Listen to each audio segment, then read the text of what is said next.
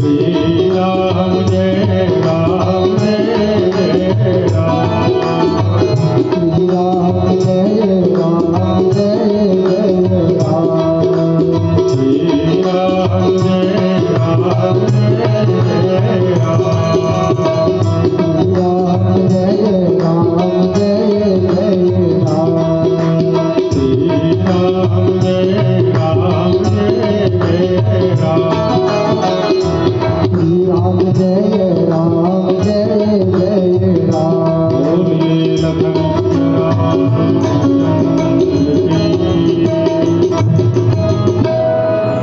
धर्म की जय हो।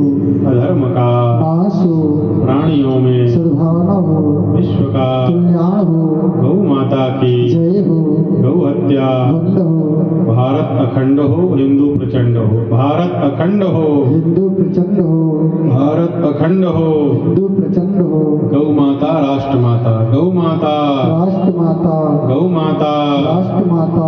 धर्म सम्राट स्वामी श्री करपात्री जी महाराज की जय हो। जगत गुरु श्री शंकराचार्य भगवान की जय हो।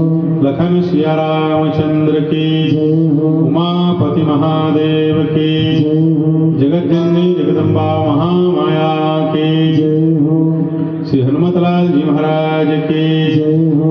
श्री संत भगवान की जय हो। हर हर महादेव।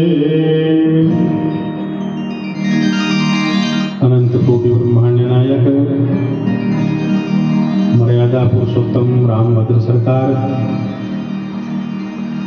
उनकी शक्ति जगत जननी मां जगदम्बा जानकी जी, युगल सरकार के चरण कमलों में अनंत कोटि प्रणाम। रामचरितमानस के रचयिता, अनन्य वक्ता श्रोता उमापति महादेव जी,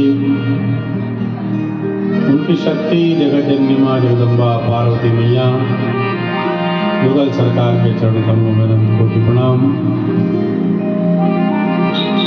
अनंत बलवंत संत, राम कथा के संरक्षक, राम कथा के रसिया, अनन्य वक्ता, अनन्य श्रोता श्री हनुमतलाल जी महाराज के श्री चरणों में नमन करते हुए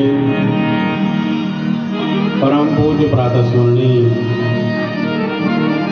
कवि कुल शिरोमणि गोस्वामी तुलसीदास जी महाराज के श्री चरणों में नमन।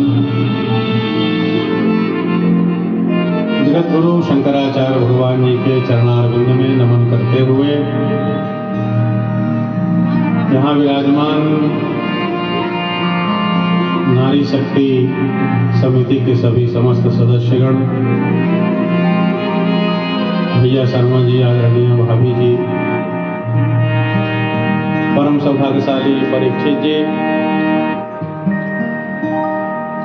पंचदश नाम जूना अखाड़ा के परम सम्माननीय आदरणीय महामंडलेश्वर जी महाभाग, 108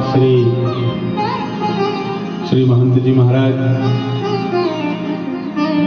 संगीत के माध्यम से भगवान की सेवा में लगे हुए हमारे संगीतकार बंधुगण, भगवान की इस कथा को स्थायी रूप प्रदान करने वाले, YouTube के माध्यम से जन जन तक पहुंचाने वाले हमारे YouTube चैनल वाले आदरणीय भैया जी, धर्मानुरागी सज्जनों, भक्ति स्वरूपा माताओं, भगवान की बहुत बड़ी कृपा है कि हम आप सब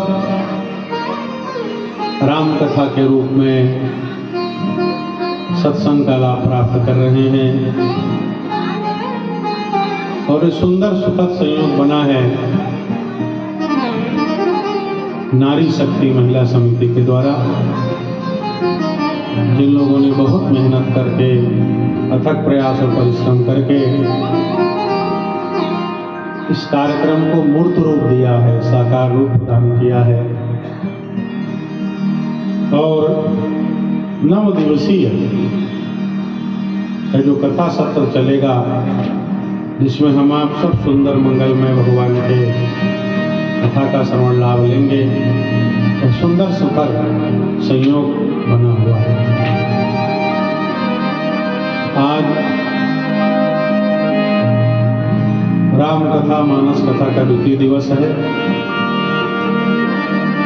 जिसमें हम आप सब भगवान की कथा सुनने के लिए सम्मिलित हुए हैं। यथा समय परम आदरणीय सम्माननीय महामंडलेश्वर जी का आगमन होगा और उनके आगमन के पश्चात उनके श्रीमुख से आपको बहुत ही सुंदर भगवान की कथा सुनने का अवसर मिलेगा। उनके आते तक, जब तक महापुरुष का आगमन हो, हम आप सब मानस के किसी भाव पे, किसी पक्ष पे चर्चा करते हैं। कल चर्चा चल रही थी कि हमको आपको यह जो संयोग मिला है, सत्संग का लाभ मिला है, कि कैसे मिला? ते मिला है बड़े भाग पाई सत्संगा। हमारे भाग्य का उदय हुआ है और भगवान की कृपा हुई है। इसके फलस्वरूप सत्संग राम कथा के रूप में मिल रहा है। मनुष्यों को इस संसार में बहुत सारे वस्तु और पदार्थ मिलते हैं। धन मिलता है, सम्मान मिलता है, पत्नी मिलती है, पति मिलते हैं, पुत्र मिलता है, मकान दुकान मिलता है, वाहन मिलता है।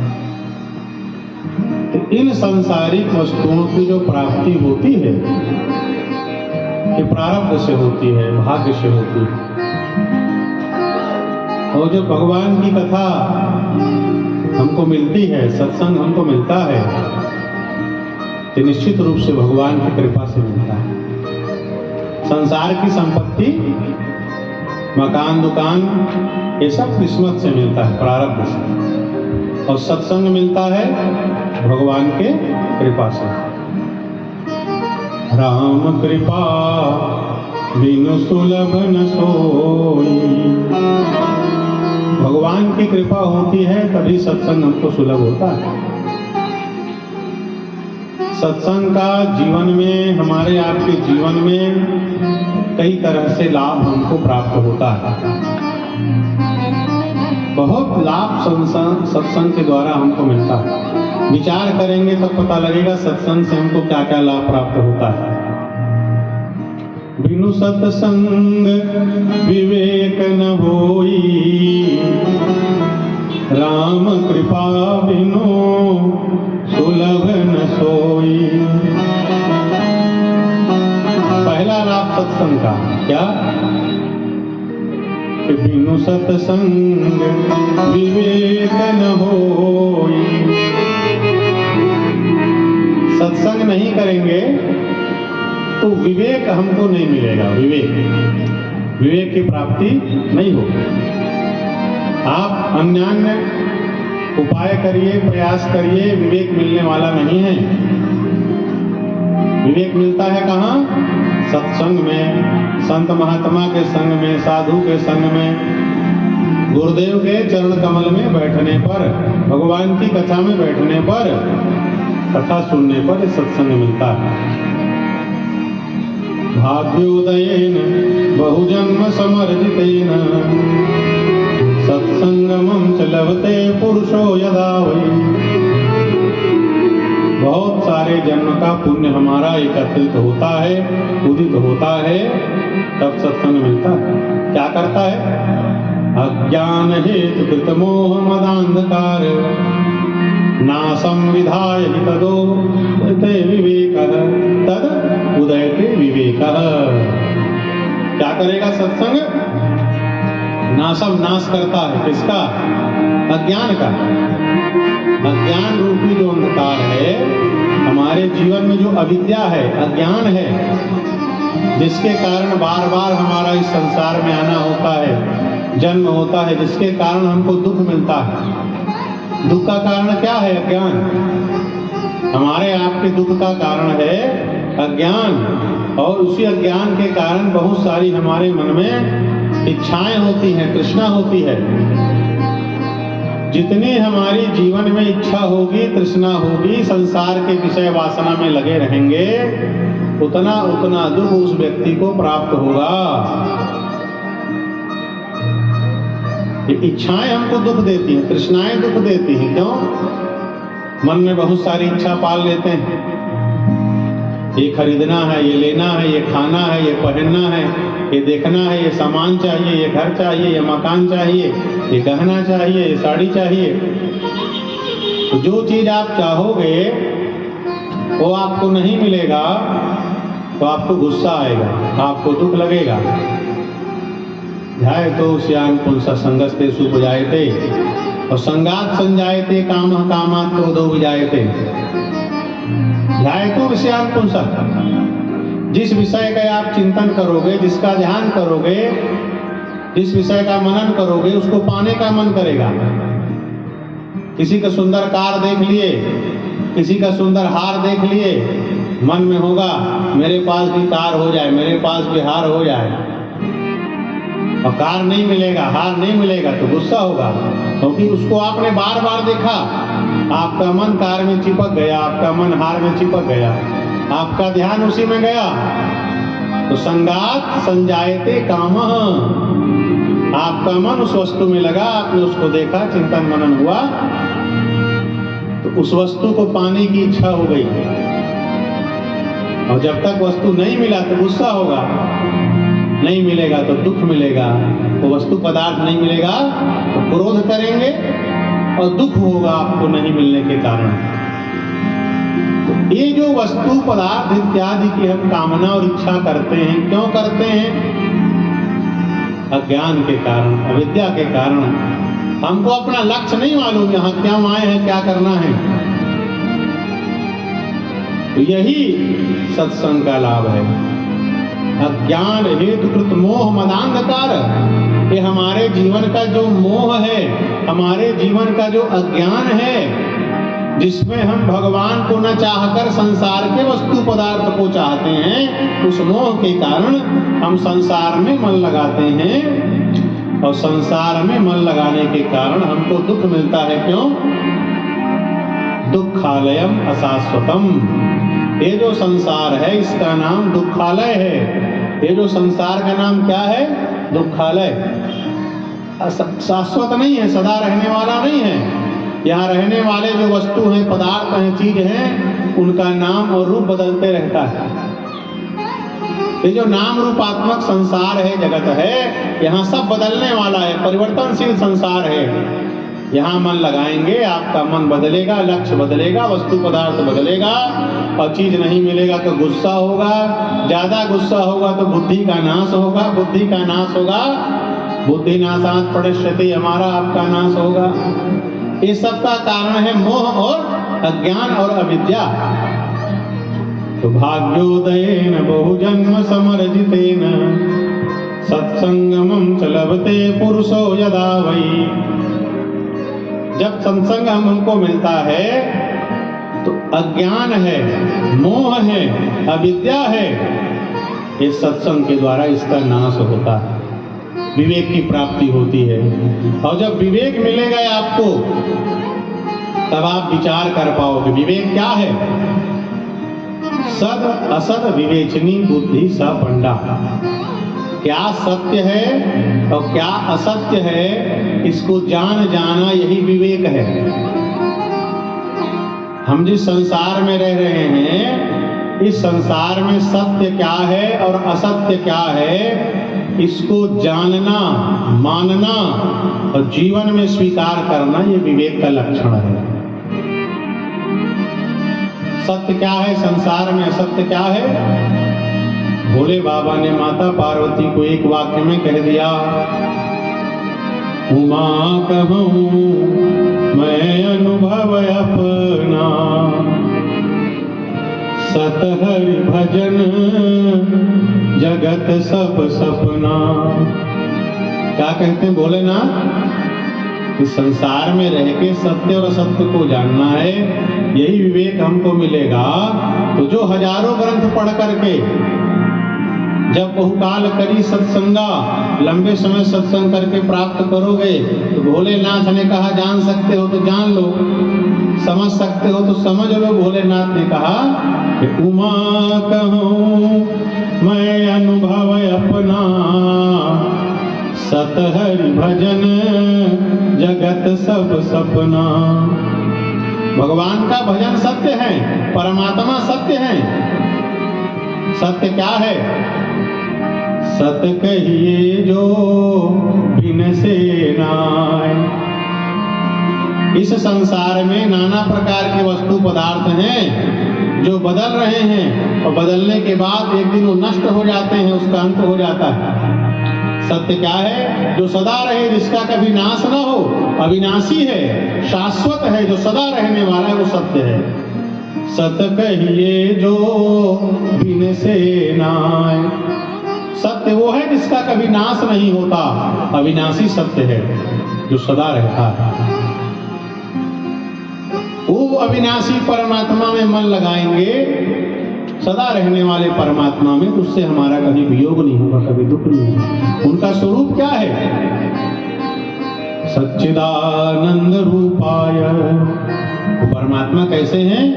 सत स्वरूप है, वो परमात्मा ज्ञान स्वरूप है, वो परमात्मा आनंद स्वरूप है। जो आनंद सिंधु सुख राशि, सीकरते त्रैलोक सुपासी। तो भगवान राम कैसे हैं? जो आनंद सिंधु सुख राशि, आनंद के समुद्र हैं, आनंद के सागर हैं भगवान राम। और भगवान राम में मन लगाएंगे तब हमको सुख मिलेगा, तब हमको आनंद मिलेगा। ये संसार के जितने व्यक्ति हैं, संसार के जितने प्राणी हैं, क्यों कर्म करते हैं? कोई ही व्यक्ति मूर्ख हो, बुद्धिमान हो, छोटा हो, बड़ा हो, क्यों कर्म कर रहा है?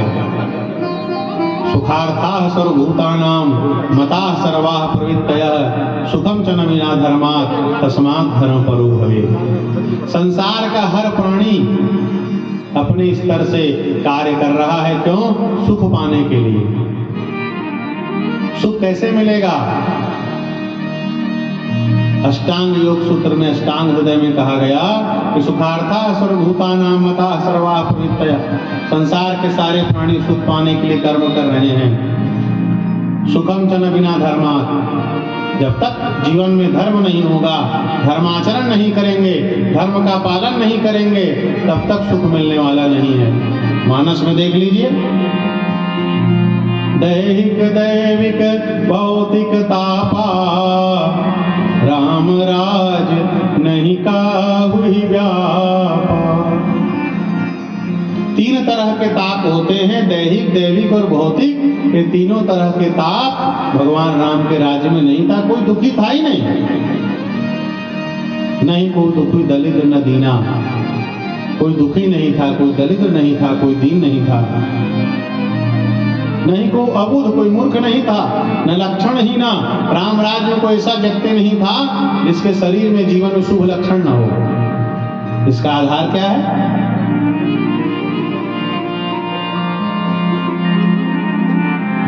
सभी लोग अपने अपने धर्म का पालन करते थे।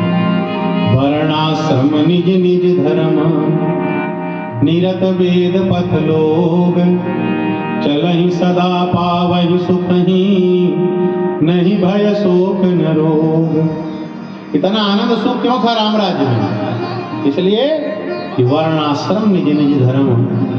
वहां जो वर्णाश्रम धर्म, सनातन धर्म क्या है? हमारा वर्णाश्रम धर्म ही सनातन धर्म है। उस वर्णाश्रम धर्म का राम राज्य में सारी प्रजा वर्णाश्रम धर्म का पालन करती थी।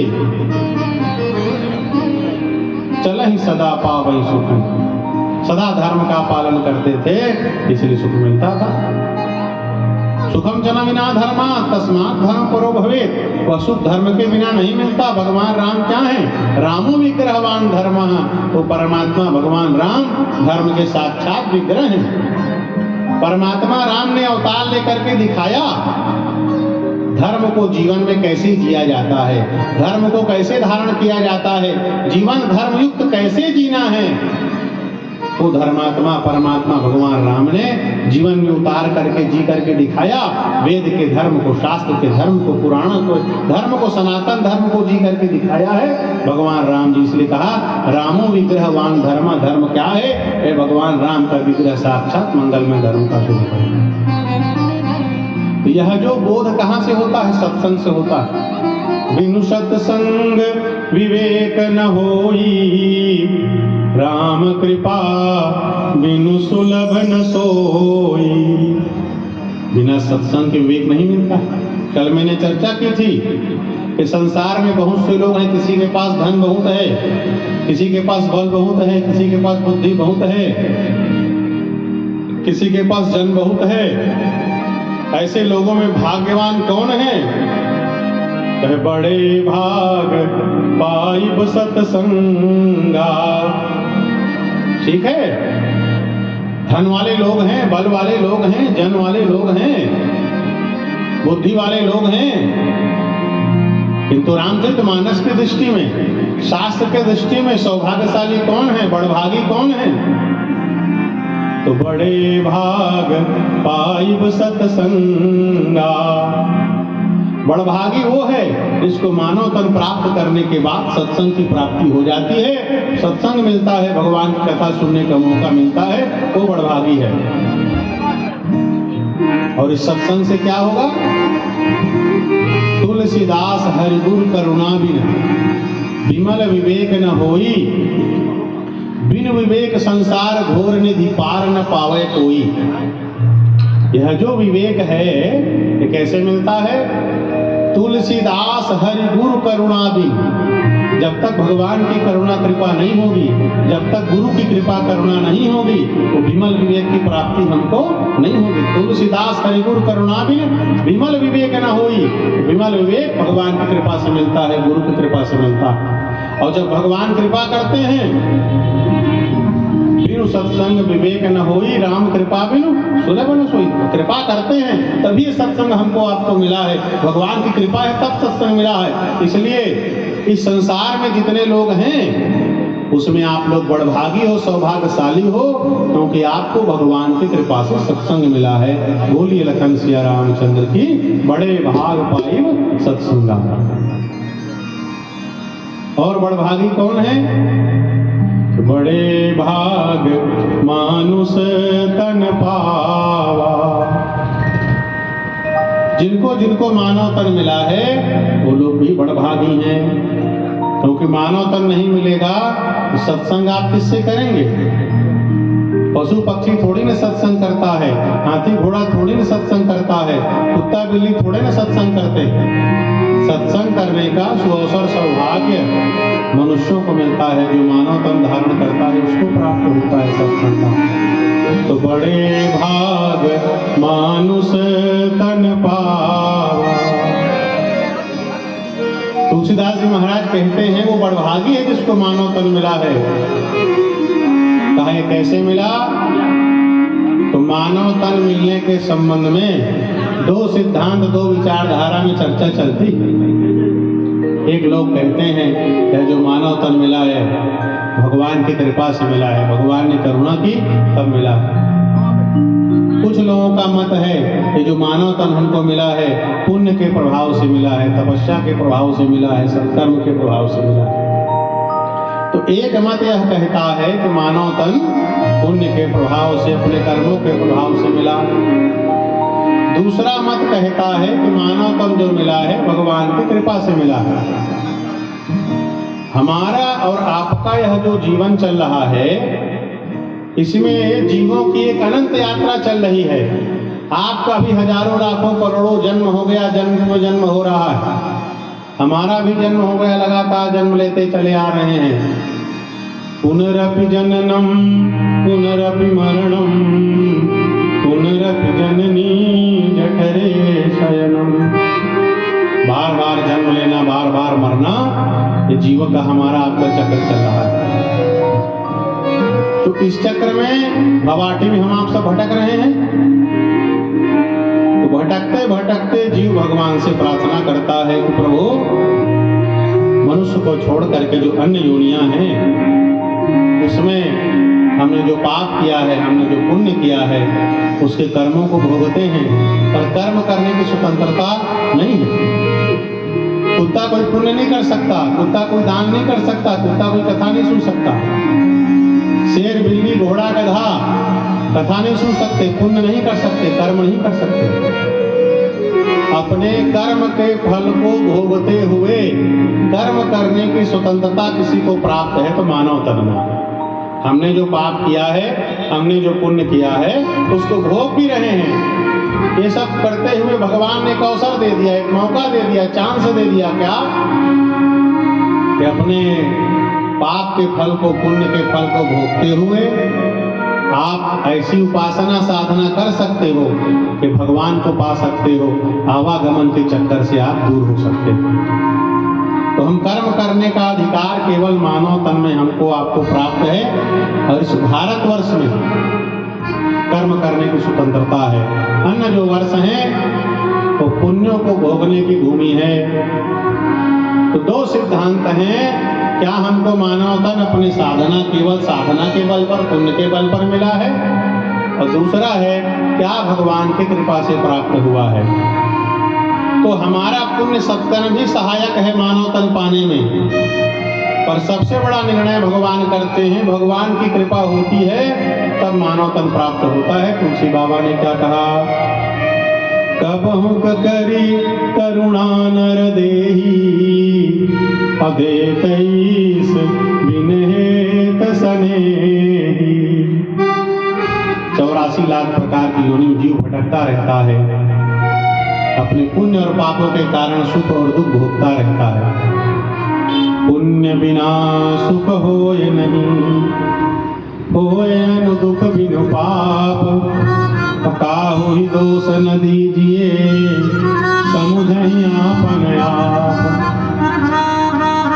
हम जो पुण्य करते हैं, पुण्य के बदले हमको सुख मिलता है। हम जो पाप करते हैं, पाप के बदले हमको दुख मिलता है। तो हमको जो सुख दुख मिल रहा है वो हमारे पुण्य और पाप का फल है। इसलिए कभी किसी को दोष नहीं देना चाहिए, इसके कारण ऐसा हो गया, उसके कारण वैसा हो गया। हम अपने कर्म के फल को ही प्राप्त कर रहे हैं। सुख पा रहे हो आप, आपके पुण्य का प्रभाव है। दुख पा रहे हो तो हमारे पापों का ही फल है। पुण्य बिना सुख होय नहीं, होय न दुख बिनु पाप। काहु ही दोष न दीजिए, समुझहि आपन आप। सुख दुख पुण्य और पाप के फल है, हमको मिल रहे हैं। तो ये अन्य योनि में भटकते हुए जीव भगवान से प्रार्थना करता है, प्रभु अपने कर्मों को भोगते हुए कई प्रकार की योनि में हमारा जन्म हो गया। जलचर थलचर नभचर नाना, जे जड़ चेतन जीव जहाना। कभी जलचर बने, कभी थलचर बने, कभी आकाश में उड़ने वाले पक्षी बने हम आप। आकर 4,84,000 अजोनि भ्रमत यह जीव अविनाशी। कई प्रकार की योनि में 84 लाख प्रकार की योनियां हैं, जहां हमारा बारंबार जन्म होता है। अपने कर्मों के फल को हम भोगते रहते हैं। तब भगवान कृपा करते हैं, हमको एक अवसर देते हैं, एक चांस देते हैं, एक मौका देते हैं, अपने जीवन को हम सुधार लें, उपासना करके जन्म मरण के चक्कर से मुक्त हो जाएं, भगवान को प्राप्त कर लें, भगवान की भक्ति करके भगवान को धाम को प्राप्त कर लें। ये भगवान हमको मौका देते हैं, अवसर देते हैं। कबहु करी करुणा नर देही, अदेतईस बिनहेत सनेही। भगवान कृपा करते हैं तब हमको मानव तन मिलता है। इसको समझते रहना चाहिए, जानते रहना चाहिए। किसी को तुलसी बाबा ने और कहा, हरि तुम बहुत अनुग्रह कीन्हो,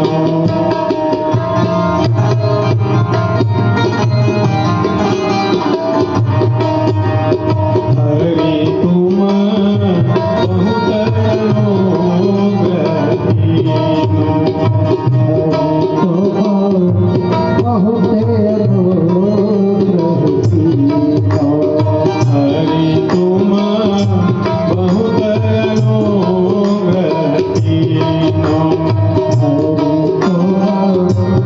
बहुत अनुग्रह कीन्हो। साधन धाम विबुध दुर्लभ तन, साधन धाम विबुध दुर्लभ तन।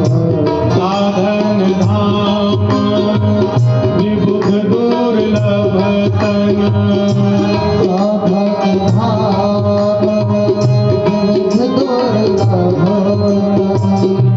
मोहि कृपा कर दीन्हो, हरि तुम बहुत अनुग्रह कीन्हो।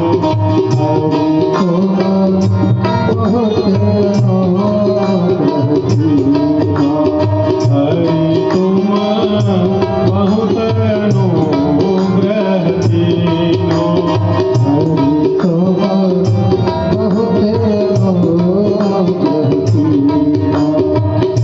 कोटि मुख कही जात न प्रभु के,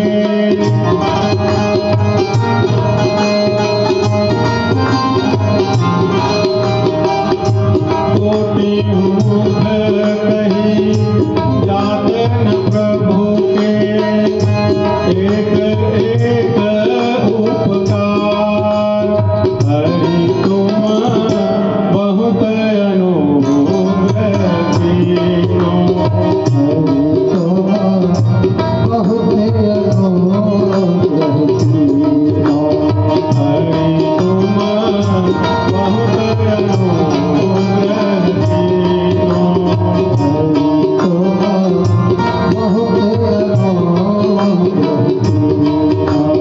हरि तुम बहुत अनुग्रह कीन्हो।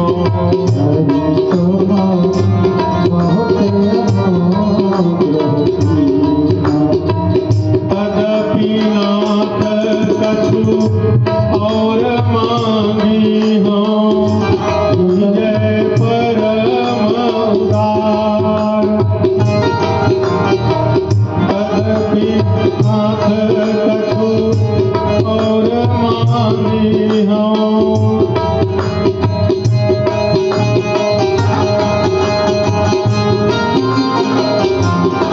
जय परम उदार।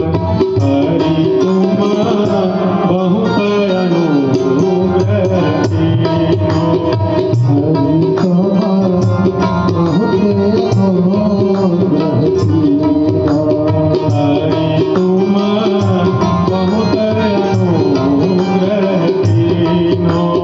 हरि तुम बहुत अनुग्रह कीन्हो।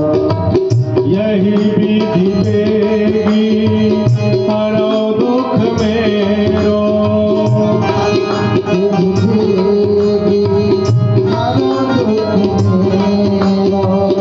यही विधि देगी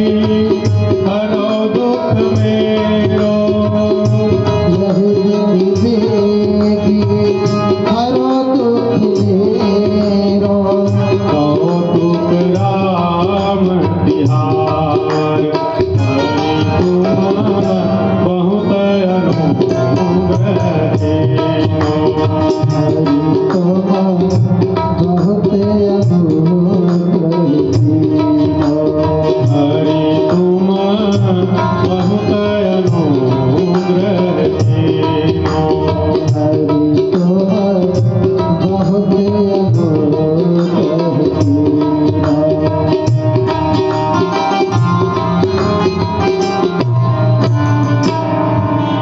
तो पूज्यपाद गोस्वामी तुलसीदास जी महाराज कहते हैं कि यह जो मानव तन हमको मिला है, हमारे पुण्यों के साथ साथ भगवान की कृपा की भूमिका सबसे बड़ी है।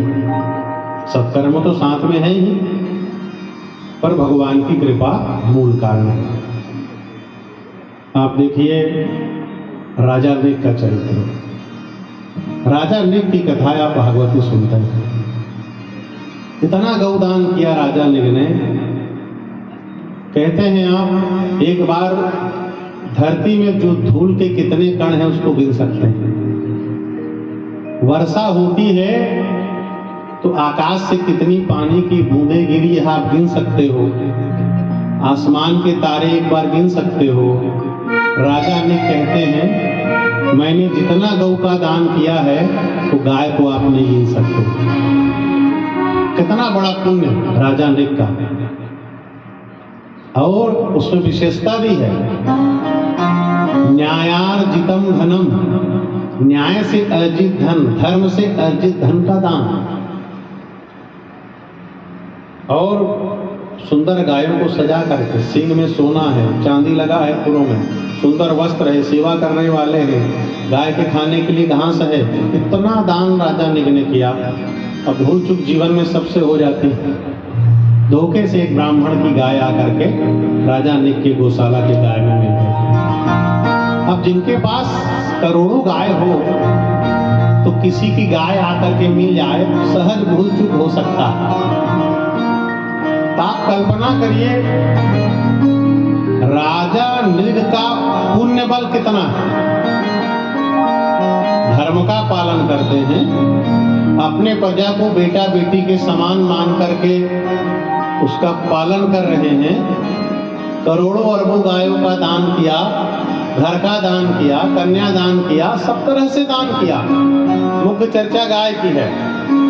पर ये सब करते करते क्या हुआ, थोड़ा सा अहंकार मन में आ गया, थोड़ा सा अभिमान आ गया, घमंड आ गया, मैंने इतनी गाय का दान किया। भगवान से कह रहे हैं मैंने इतने गाय का दान किया, धरती के धूल कण गिन सकते हो, मेरे गाय का दान नहीं गिन सकते। वर्षा होती है, जल की बूंदें गिन सकते हो, मैंने कितनी गाय दी है, नहीं गिन सकते। यहाँ ये समझना है कि जो मानव तन मिला है भगवान कृपा से कैसे मिला। एक विद्यार्थी था, बहुत होशियार था, मेधावी था, इंटेलिजेंट था। पेपर में 10 प्रश्न आया, एक बनाओ, 2-2 ऑप्शन थे, 2 में से 1 बनाना है, 10 में से 5 बनाना है। लड़का बहुत होशियार था, इंटेलिजेंट था, 10 का 10 प्रश्न हल कर दिया। नीचे में लिख दिया आपको जो प्रश्न उचित लगे वो जांच कर सकते हो। लड़के ने लिख दिया 10 हल कर दिया, लिख दिया, जिसको लगे आप जांच लो। अब जांचने वाले को लगा अभी 10 का 10 प्रश्न हल किया है, लड़के ने लिख रहा है जो लगे आप जांच लो। जांचने वाले के भी अहंकार में चोट आई कि मुझको चैलेंज कर रहा है, जिसको लगे उसको जांच लो। लड़का होशियार तो है पर इसके मन में अहंकार भी है, अभिमान भी है। बड़ी बारीकी से जांचा तो कुछ उत्तर ऐसे मिल गए जिसमें गलती थी, कमी थी, त्रुटि थी। अब ये जांचने वाले के ऊपर है कि एक उत्तर सही है, एक उत्तर गलत है। जांचने वाला ये सोच गया, उसका मूड खराब हो गया कि लड़का अहंकारी है, सबक सिखाना है। तो उत्तर उसने 2 लिखे हैं, कहा है जो चाहो जांच लो, एक सही है एक गलत है। जांचने वाले की इच्छा ऊपर है, अब किसको जांचता है। जांचने वाला चाहे तो दंड दे सकता है, जो गलत है जांच करके फेल भी कर सकता है। और जांचने वाले के मन में आ गया अरे चलो 10 में 10 बनाया है, 5 तो सही है। और जांचने वाला सही को जांच दिया तो पास भी कर सकता है। तो यहाँ जो जांचने वाले का भूमिका है वो किसको जांचे, ये जांचने वाले के अनुग्रह के ऊपर निर्भर करता है, ये जांचने वाले की कृपा के ऊपर निर्भर करता है, वो किसको जांचता है। बोलिए लखन सिया रामचंद्र की। आइए बोलिए महाराज जा रहे हैं 2 बार मंगल में भगवान का नाम। श्री राम जय राम जय जय राम, श्री राम जय राम जय जय राम, श्री राम जय राम जय जय राम, श्री राम जय राम जय जय राम। मंगल भवन मंगल हारी,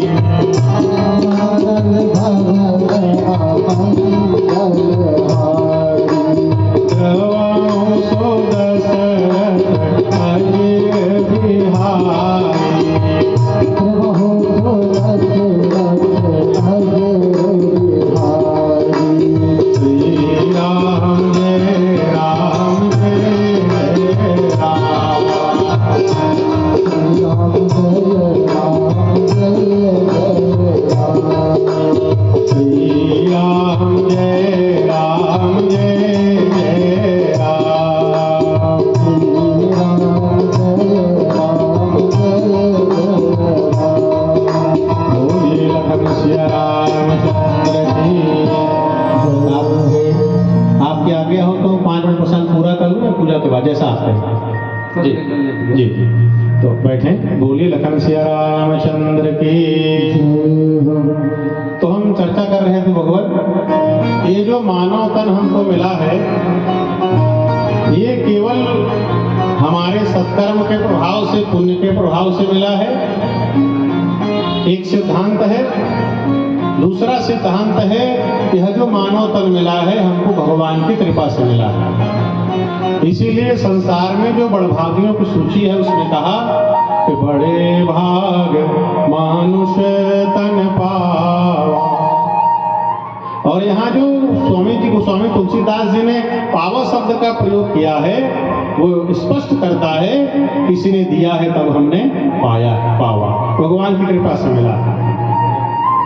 तो एक विद्यार्थी है जिसको 10 में से 5 प्रश्न हल करने हैं, उसने 10 प्रश्न हल कर दिया और जांचने वाले से कहा आप 10 में से जो चाहे जांच लो।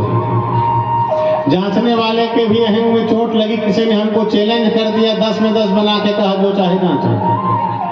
बारीकी से देखा तो 5 प्रश्न सही हैं और 5 में गलती भी है। अब आप बताइए, ये जांचने वाले के ऊपर है, यदि वो दंड देना चाहेगा तो गलत को जांच करके विद्यार्थी को फेल भी कर सकता है। जांचने वाला अनुग्रह करेगा, कृपा करेगा तो सही उत्तर को जांच करके पास भी कर सकता है। किसके ऊपर है? जांचने वाले के ऊपर है। 10 हल कर दिया, लिखा है जो लगे जांच लो। वैसे ही राजा नृग के जीवन को देखिए, कितना गोदान राजा नृग ने किया है, जीवन में भूल चूक हो जाती है।